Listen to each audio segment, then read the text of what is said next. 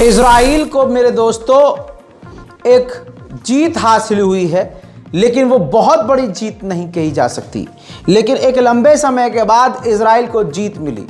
वो जीत ये कि राफा के इलाके पर उसने हमले तो शुरू कर ही दिए थे। अब ख़तरनाक हमले करने के बाद उसने 2 यहूदियों को आज़ाद करा लिया है। 2 यहूदी कैदी जो हमास की कैद में थे, राफा के इलाके से आज़ाद करा लिया है। इजराइल की सेना ने अपनी पूरी ताकत से हमला किया और इन दोनों यहूदी कैदियों को छुड़ाने के लिए 164 फिलिस्तीनियों का कत्लेआम करना पड़ा। यानी 164 गाज़ा के लोगों का कत्ल करना पड़ा, हमास से सामना करना पड़ा और उसके बाद उनके ये 2 कैदी बमुश्किल आज़ाद हुए हैं। इस पूरे ऑपरेशन में, इस पूरे जंग में इजराइल को ये छोटी सी पहली जीत मिलती हुई नज़र आ रही है। अब यही वजह है कि उसके पास अब वजह भी है और अब बहाना भी है कि इसी तरह से ऑपरेशन करके हम तमाम पूरे गाज़ा को मिट्टी में मिलाकर अपने कैदियों को आज़ाद करा लेंगे। हालांकि हमास का कहना यह है कि अब तक जितने भी इजराइल के कैदी मारे गए हैं, इजराइल के ही हमलों में मारे गए हैं।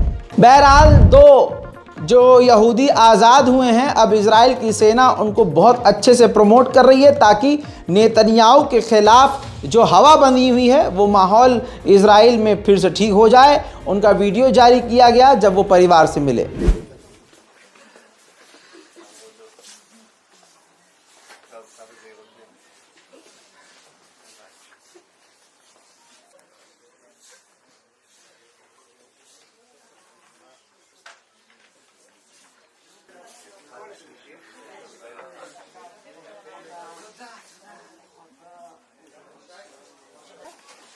Okay, let's let her go now.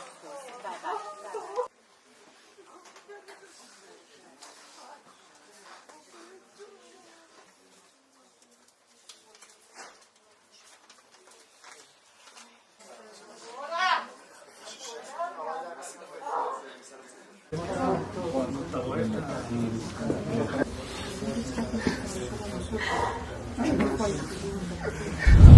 वहीं मेरे दोस्तों हमास ने सीधा सीधा कहा है कि नेतन्याहू ने कत्लेआम मचाया है, इजराइल ने नरसंहार गाज़ा में किया है और बाइडन के कहने पर किया है। इजराइल की ये जीत मैं छोटी सी इसलिए बोल रहा हूँ क्योंकि जहाँ इजराइल के 2 आज़ाद हुए हैं कैदी, वहीं आज इजराइल के 2 सैनिक वासिले जहन्नम हुए हैं। इसके बाद एक और ख़बर आती है। उस खबर में बताया जाता है हमास के द्वारा कि इजराइल के ताज़ा तरीन बमबारी में 3 हॉस्टेज इजराइल के ही लोग 3 लोग मारे गए हैं और कई घायल हैं। यानी 2 को आज़ाद करा रहे हो और अपने सैकड़ों को ही कत्ल कर दे रहे हो धोखे से, तो इसमें कामयाबी तो कुछ नज़र आती नहीं। बहरहाल आपको क्या लगता है कमेंट ज़रूर कीजिएगा। लेबनान के बॉर्डर पर इजराइल ने अपनी तमाम और सबसे ख़तरनाक बटालियन और लंबी और बड़ी फ़ौज तैनात की हुई है। उधर अब आपके सामने ज़बरदस्त तस्वीर, ये देखिए, इस्लामिक जिहाद के लीडर और हिज़्बुल्लाह के सुप्रीम लीडर आपको नज़र आ रहे हैं। इन्होंने लेबनान में मुलाकात करी है। उससे ऊपर की बात यह है कि पीछे दीवार पर ईरान के आयतुल्लाह ख़ामनाई और इमाम खुमैनी की तस्वीर नज़र आ रही है। बस ये 4 वो शख्सियत और ये सिंगल एक तस्वीर ऐसी है जो अमेरिका और इजराइल को परेशान और हैरान कर सकती है, और वो बहुत ज़्यादा, यानी इजराइल अमेरिका पहले से परेशान है। इजराइल के खौफनाक और ख़तरनाक हमलों में एक और महिला पत्रकार गज़ा में मारी गई हैं। ये बिल्कुल क्लियर हो चुका है, इजराइल जानबूझकर पत्रकारों को निशाना बना रहा है। वहीं मेरे दोस्तों ताज़ा तस्वीर आपके सामने, मैप भी दिखा रहा हूँ, वो शिप भी दिखा रहा हूँ। अमेरिका के एक और शिप के ऊपर बड़ा हमला किया है यमन के हूथीज़ ने, जिससे उस जहाज़ को नुकसान हुआ है। वहीं दोस्तों हिज़्बुल्लाह के 2 लड़ाकू मारे गए हैं। तुर्की के राष्ट्रपति रजब तैयब एर्दोगान ने कहा कि इजराइल जो है हिटलर को फॉलो कर रहा है, बल्कि हिटलर को भी पीछे कर रहा है। 7 अक्टूबर के जवाबी कार्रवाई में इजराइल ने जो किया है वो हद पार करने जैसा है। सीज़ फायर के लिए, जंग रोकने के लिए मैं यूएई और इजिप्ट जाऊंगा, ऐसा कहा गया है। हालांकि इजिप्ट को लेकर एक बड़ी खबर है, आपकी स्क्रीन पर इस वीडियो को देखिए। इजिप्ट ने अपने डिफेंस सिस्टम भी तैनात कर दिए हैं। जी हाँ, बॉर्डर पर भेज रहा है। सबसे ताज़ा तस्वीर दिखा रहा हूँ कि इजिप्ट, जी हाँ, इजराइल के और अपने बॉर्डर पर S-75 एयर डिफेंस सिस्टम तैनात कर रहा है। वहीं यहाँ पर आपको रोक कर बता दूं कि बहुत बहुत आप लोगों का शुक्रिया, और जो मैंने वादा किया था वो पूरा कर दिया।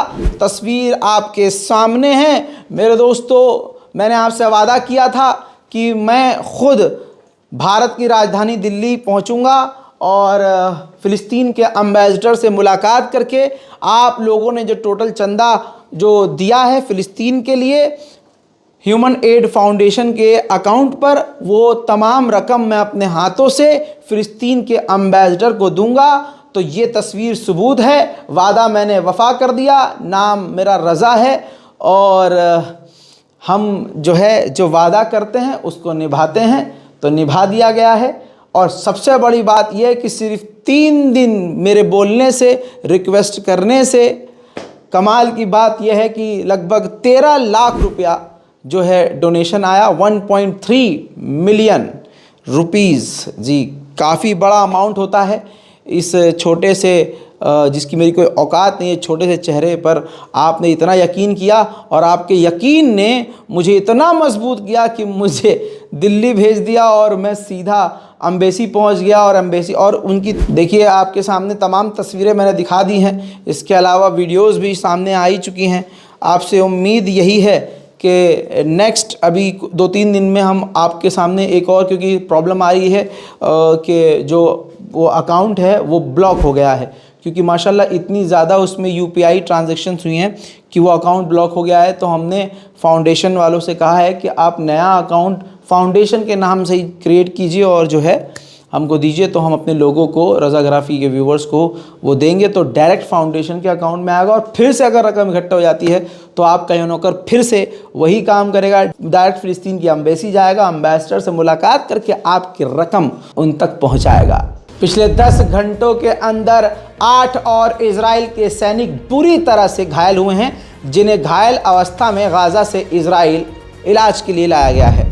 यूएन की जो स्पेशल रिप्रेजेंटेटिव हैं, उनको खुद इजराइल, अपने ही मुल्क इजराइल आने की इजाज़त नहीं दे रहा है, क्योंकि उसकी सारी रिपोर्ट खुल जाएंगी, सारी हकीकत सामने आ जाएगी। अब सुन लीजिए कि पिछले 5 साल में फ़िलिस्तीन पर कितना कब्ज़ा बढ़ गया है। सिर्फ 5 साल का रिकॉर्ड सामने आया है कि 5 साल के अंदर अंदर 15% से ज़्यादा वेस्ट बैंक में यहूदियों के सेटलमेंट्स बढ़ गए हैं। यूएन के राइट चीफ ने कहा है कि जो गाज़ा का रफ़ा का इलाका है वो बहुत टेरिफाइंग हो चुका है, खौफनाक और भयंकर हो चुका है, क्योंकि मैं आपको 4 दिन पहले बता चुका हूं कि रफ़ा पर भी इजराइल ने हमला शुरू कर दिया है।